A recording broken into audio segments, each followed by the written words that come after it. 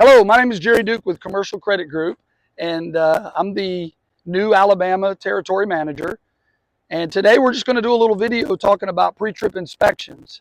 I started in this business in 1984, driving trucks over the road, and I've been involved in some capacity ever since. Most recently, I've been selling these new Peterbilts. So let's take a look at this 2024 model and just kind of see what we should be looking for in an inspection standpoint. When I walk up to a vehicle, I'm already starting my inspection. I'm not just blindly walking up. I'm looking for broken windshields, broken mirrors. I'm looking to see if the truck is leaning, which might indicate a tire or an airbag that's low. I'm looking for any wire or hoses hanging down. I'm looking for puddles. Maybe I've got a coolant or an oil leak that will show themselves under the truck. So I'm really starting the inspection as I walk up. And of course, this truck is pretty sharp, nice new truck. I see that everything is looking in good order. So as soon as I'm satisfied with the walk up, I'm going to go ahead and open up the hood and look outside the engine compartment.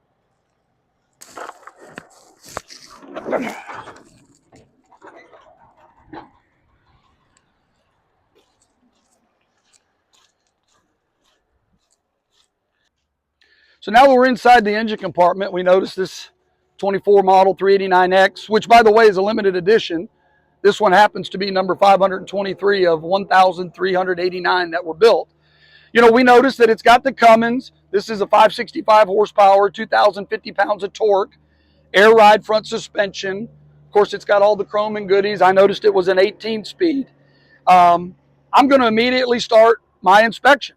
And the first thing I'm looking for is any obvious damage. Do I see any moist spots? Do I see oil leaks, coolant leaks? We notice fluid levels are very important. The washer fluid's a little low, so we would fix that right away. I notice my coolant level is fine. I don't see anything damp, so I don't have any reason to believe that anything is leaking. I will check the oil right here, make sure that it is up to the full line, and I'm going to look at my injector pump, my power steering pump, all of my hoses. This is true of hoses all over the entire truck. Every hose, I'm looking for any abrasions, any fraying, any kind of indication it might be leaking. Same thing with all of our wire harnesses. I know that I have all my air junction lines right here. I'm looking for any fraying, any abrasions. My injector lines, all of my injectors are up here. And I'm looking just in general for all of those things. And again, I'm looking at each component. As I move around here, I see that I have air ride front suspension. I'm checking the quality of my airbags. I'm making sure that they're full and they look good. I'm looking for anything in the steering components, which we'll check as we step in here. We're going to look at the brake.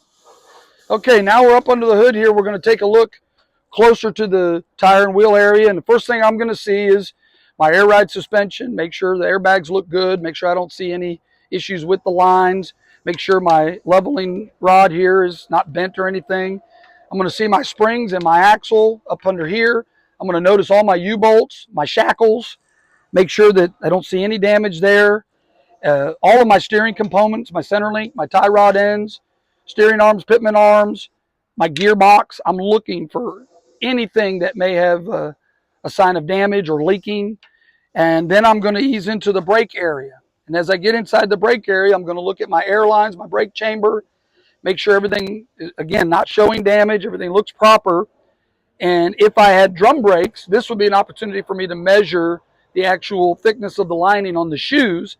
This being disc brakes, I can only look for damage. I can only measure the pads with the tire and wheel off the truck. Then the next thing I would do as I'm stepping away from the engine compartment is I would go ahead and measure visually and with a gauge. I would check my tire tread, make sure there's no gouges in my tires. I would go to what I think is one of the lowest points in the tread. I want to measure the shallowest, and I'm seeing about 11 or 12, 30 seconds. DOT says you can be down to 430 seconds, which is honestly a little bit dangerous, but you can go that low. Anything below that, you have to change the tire. It's very dangerous, and they won't pass you, of course. I'm going to look out here at my wheel on the outside. Again, making sure the tire doesn't show any signs of dry rot or anything. I want to make sure that my lugs aren't so loose that they're finger loose. I'm going to look. Now, this is actually just a lug cover, and it's tight now. I'm looking for any cracks or any sign of a crack in the wheel itself. Aluminum wheels do crack on occasion. I'm also going to look for any kind of a rust line coming off of my lugs, which would indicate that that lug has moved, and I want to make sure that it's tight. And at that point, I've kind of inspected this side under the truck, under the hood of the truck, excuse me. I'm going to go around to the other side. Okay, now we're going to walk up to the passenger side of the engine compartment. We're going to see a lot of the exact same things. We talked about coolant level from the other side. You see it better here. We can see now that our belts are much more visible here. I'm looking, number one, to make sure that they're snug, but I'm also looking to see if there's any cracking from dry rotting, any kind of fraying or abrasions. Same thing on every hose. These clamps on your air-to-air for your turbo, if they get loose, you'll actually lose power, can cause a safety issue. You're looking for turbo. You want to make sure there's no signs of exhaust leaks around here. Make sure that no shiny, like maybe a nut or something broke off. I'm looking for any leaks, any sign of fraying on wires. Really the same stuff, except for some of the components are on this side. And then as I walk up, I'm going to, again, we don't have to go through every component, but I'm going to check my brakes, my suspension and steering, tires, and wheels, just like we did on the other side. And at that point, we're feeling pretty good about the engine compartment and we're ready to move on.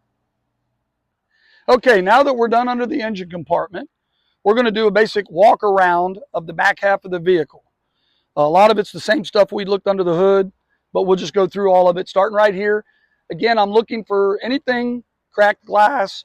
If I see any cracks on lenses of lights, these are all things I have to look for. I want to make sure this step is not going to hurt somebody trying to get in the truck. I'm going to grab my exhaust. I want to make sure nothing's loose there. When I look up under the exhaust, I know everything's tight now because I grabbed it. I'm going to look at all the seams, the couplers. These are places where exhaust could break and or leak from something being loose. That's very dangerous, allowing the carbon monoxide in the truck. We never want that. So you really got to pay attention to your exhaust on these trucks. I'm going to grab my fuel tank straps, make sure nothing is at least loose to the hand, because we certainly don't want to ever have these break while we're going down the road or in any situation. As I walk back towards the fifth wheel and catwalk area, start at the top. I've got my DOT reflectors up top, make sure they're in good condition, making sure I don't see any damage to my work lights or anything. I can grab my grab bar, make sure it's tight. Make sure all of my air and electric lines for my trailer, don't see any damage, fraying, anything, all the same things we look for on those. At this point, I might reach underneath here and grab the drive shaft at the hanger bearing. Make sure there's no play there. That's a dangerous situation, could cause a drive shaft failure. And I'm going to inspect that underneath, looking at my U-bolts, all of my rear end housings, axle areas, make sure that there's no leakage, no signs of a gasket failing. I don't want to see any shiny where something maybe is broken and it's rubbing. I'm going to look at my airbags, all of my ride height bars. I want to make sure all of these things look to be in good order. My shackles, maybe grab my catwalk, make sure that's not going to be loose. As I come forward towards the tires themselves, these fenders back here are pretty important to us to protect our truck. The mud flaps in the rear are actually required by law to protect other people's equipment. Since I'm back here at the tires, I'm going to get my trusty gauge out and I'm going to inspect the tread depth of each one of my drives, all 8 of them. In this case, we're at about 12 or 13, 30 seconds. The drive tires are good down to 2 30 seconds. Again, you never want to run them that low, but they're legal down to 2 30 seconds. I'm going to look at my tires and wheels, my lug nuts, just the same as I did on the front. I want to make sure there's no sign of anything cracked or loose. The difference back here is I'm going to look at my axle housings, the covers, the nuts and bolts on there, make sure there's no leakage, nothing's loose. I want to make sure I'm not losing any my axle grease. On my fifth wheel, I'm going to look and make sure that, in this case, we have a air sliding fifth wheel. Make sure that my air line is accordion in and out correctly and that there's no issues with it, frayed, cut, anything that would cause any damage there. Of course, we'll pull a trailer. I want to make sure my fifth wheel is greased, and I'm going to start walking back around the back of the truck looking for any damage in my tail lights, cracked lenses, or anything like that. So now at the back of the truck, I'm going to look at my tail lights, my lenses, make sure I don't see anything cracked or broken. I want to check my mud flaps, make sure that they're not loose or hanging. I don't want to lose one of them. I'm looking for any frayed wires. Any of my hoses, lines back here, same exact stuff. Any abrasions, fraying, any sign of leakage or a shiny wire that could be a short, we want to check out. Now, once I'm in here, this is a great place that I can look pretty close on my shock hangers, my drive shaft, my U-joints here. I'm looking for any sign of leakage or loose or broken bolts, anything that might be shiny, showing wear.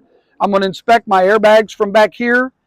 I'm going to inspect my ride height, valves, and bars, and just look to make sure everything's in good working order, which of course it is here, and continue with my visual, looking at all my components on the back of the truck.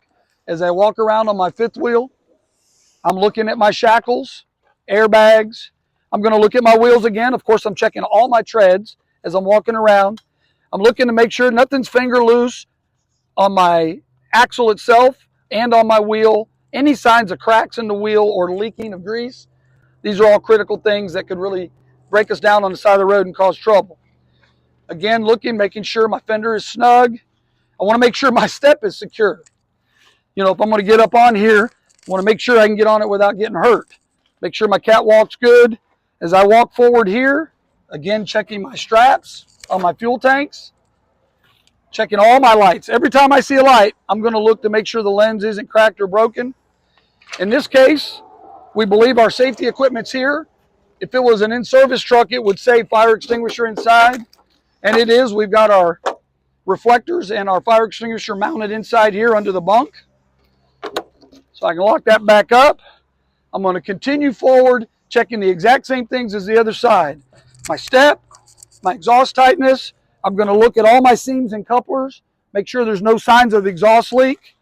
And now I'm ready to go up inside the truck and do the inspection of the components inside the truck.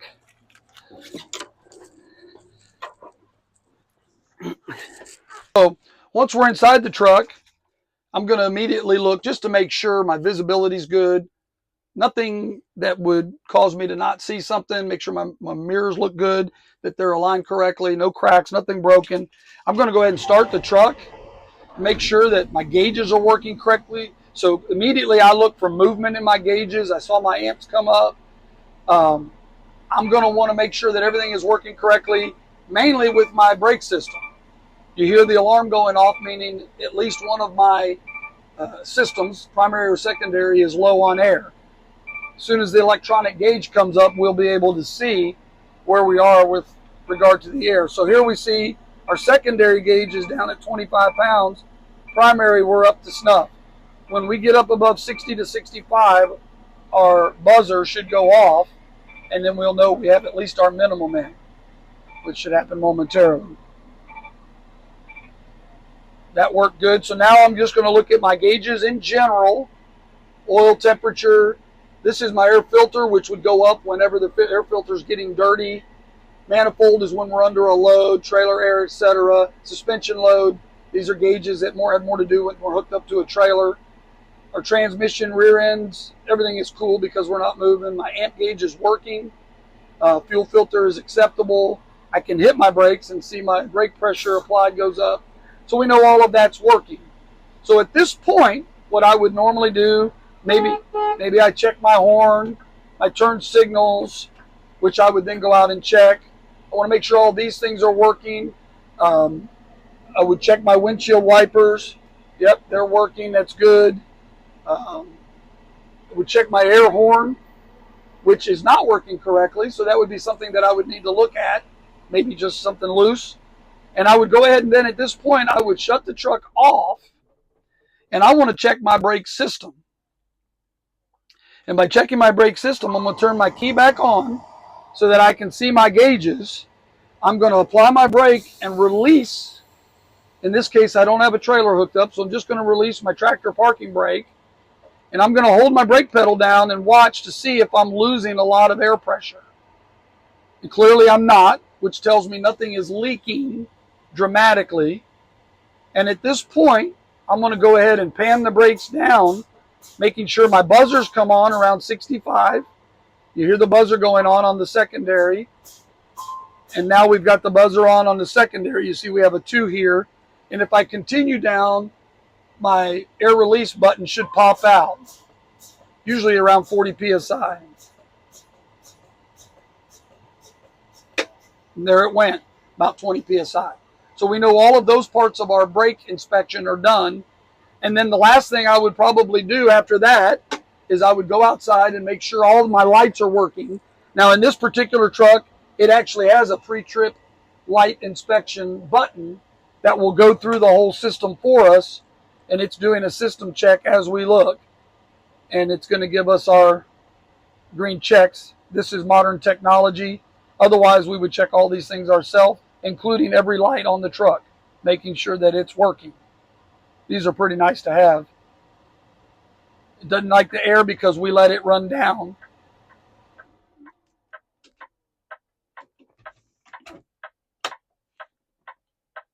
So it's checking all the lights and turn signals and gave us our items to look at. Again, we ran the air out of it, so we know that that's low. So there we go. Now that we're done with our inspection, I'm going to go ahead and get this thing out to work so we can get going and make some money.